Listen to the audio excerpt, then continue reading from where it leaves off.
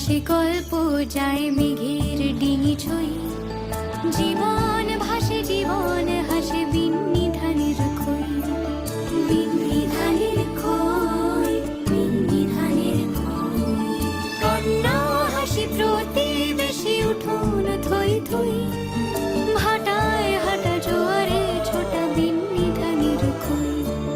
সত্য রোয়া ধানের ছোঁয়া মোহর কিনি সই।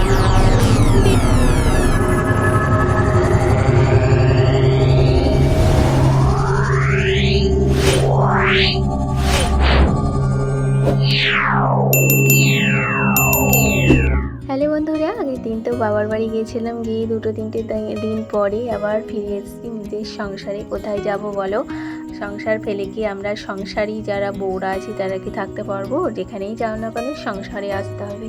আর জানো তো, সংসারে ফিরে এসেও শান্তি নেই। এই যে কটা দিন বাড়ি ছিলাম না, বাবা মেয়ে মিলে ছিল এবং আরও অনেকেই সদস্য ছিল, তাদের কথা নাই বা বললাম। ঘরটাও আমার মোছেনি জানো, এত কিচকিচ করছে। আর আসা মাত্র এই যে বিছানার চাদর চেঞ্জ করে ফেললাম, আর আজকে এই চাদরটা পাতলাম, কারণ এখন তো চাদর কেচে আবার শুকিয়ে চাদরটা পাতা সম্ভব নয়, তাই আর একটা চাদর পেতে নিলাম। এই চাদরটা সচরাচর পাতি না, আমি তুলে রাখি, এটা বিশেষ বিশেষ দিনে পাতি। এবার ধরো কেচে শুকোবে না, বিকেলবেলায় যেহেতু ভিডিওটা শ্যুট করছি, বিকেলবেলায় তো কেচে সঙ্গে সঙ্গে শুকোবে না। এটা যদি বেলা 12টায় করতাম তাহলে কিন্তু শুকিয়ে যেত। এসেছি কিন্তু সকাল সকাল, কিন্তু ওই যে শরীরটা সাথ দেয়নি, তো তাই আর কি বলতে পারো যে এই কাজগুলো এখন বিকালবেলায় করছি।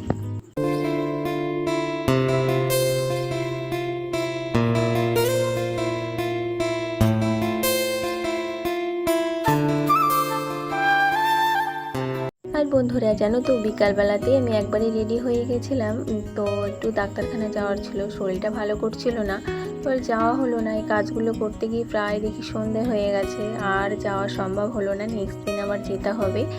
আর মুখে একটুখানি আমি রূপচর্চা করেছি, মানে ঘরোয়া প্যাক, কারণ খুব জ্বালাপোড়া করছিল, রোদ্রে রোদ্রে এসেছি, ভালো লাগছিল না, তো তাই আর কি একটুখানি মেখেছি। মেখে ভাবলাম এই ড্রেসটা পরে নিই একবারে, দিয়ে ভিডিও শ্যুটটা করে নিই, তারপরে যাব ওষুধ আনতে। তো আমি ভাবলে কি হবে, সেই জন্য যদি না সাথ দেয়, তো যাই হোক আজকে আর যাওয়া হলো না, কিছু করার নেই, নেক্সট দিন যাওয়া যাবে। তো যাই হোক, এখন দেখো বিছানা পুরো ক্লিনিং করে নিলাম, আর 2 ঘরেরই আজকে চাদর পুরো তুলে ফেলেছি। আর এই চাদরগুলো সকাল সকাল আগামী দিন কেচে দিয়ে দেবো, তাহলেই সকাল সকাল শুকিয়েও যাবে।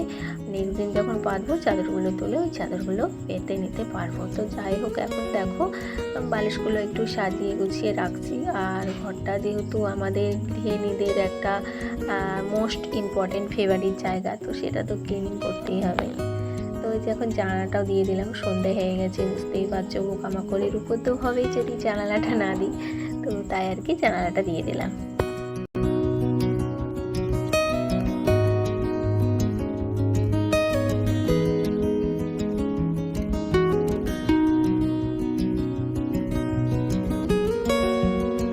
বন্ধুরা, 2 ঘরেরই একদম বেড পুরো ক্লিনিং। তো এখন দেখো আমি এই কার শোকেসটা একটু মুছে নিচ্ছি, মানে এই আলনা শোকেসটা, কারণ যা ধুলো পড়েছিল, তো একটু কলিং দিয়ে মুছে নিলাম। আর কলিং দিয়ে মোছার পরে জাস্ট মানে পুরো চকচক করছে। আর কলিং দিয়ে মুছলে না ঘরে একটা সুগন্ধও দেয়, বেশ সুন্দর কলিংটা।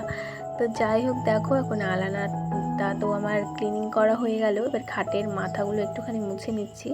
মোছা হয়নি, ভুলে গেছিলাম আর কি, তো ভাবলাম মোছা হয়নি, মুছে নিই, একবারে কাজগুলো হয়ে যাবে। আর বিছানা চাদর চেঞ্জ করলেই আমি কিন্তু সমস্ত কিছু মুছি। এমনিতেও বিছানা ঝাড়লেও টুকটাক একটু ধুলো পড়ে, তাই একটু ক্লিনিংটা করে নিই। তো যাই হোক, এখন এই তাকটা মুছে নিচ্ছি, মানে এই ড্রেসিং টেবিলটা, যেটা আমার সবচেয়ে ফেভারিট জায়গায় ঘরের মধ্যে।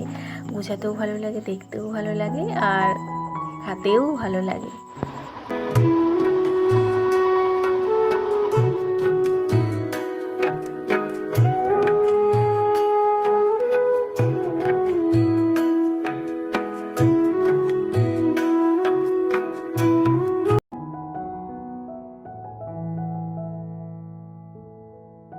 বন্ধুরা, পুরো ঘর তো মোছা মানে গুছানো হয়ে গেছে, এখন এই ঝাড় দিয়ে নিচ্ছি। ঝাড় দিয়ে নিলেই আজকে ভিডিওটা এতটুকুই। তো দেখা হচ্ছে নেক্সট ব্লগে, ততক্ষণ তোমরা সকলে খুব ভালো থেকো, সুস্থ থেকো, সকলকে নিয়ে থেকো, বাই।